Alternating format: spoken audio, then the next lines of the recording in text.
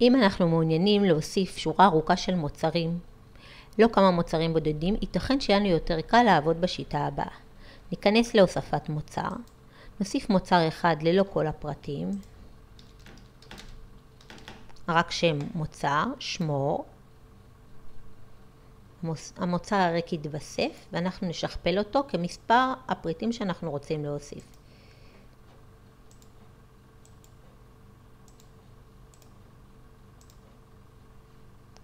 והנה יש לנו פה איזושהי טבלה ריקה של מוצרים ריקים, ואנחנו עכשיו יכולים להתחיל לערוך אותה מתוך הטבלה. אנחנו לוחצים על האייקון של ערוך מוצר, ואנחנו יכולים לשנות את כל הנתונים פה. כל מה שהופיע לנו בחלון הקופץ מופיע לנו כאן בצורה של טבלה. אפשר ניתן לבחור תוויות, להוסיף תוויות, לבחור שייך לקטגוריות, להוסיף קטגוריות, מחירים, מחיר המבצע, תיאור,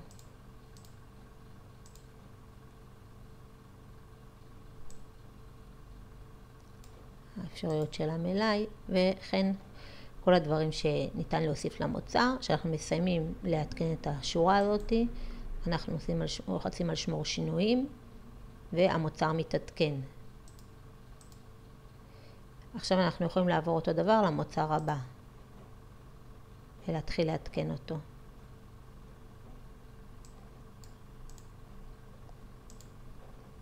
וכך לעבור מוצר ולהתקן את כל המוצרים.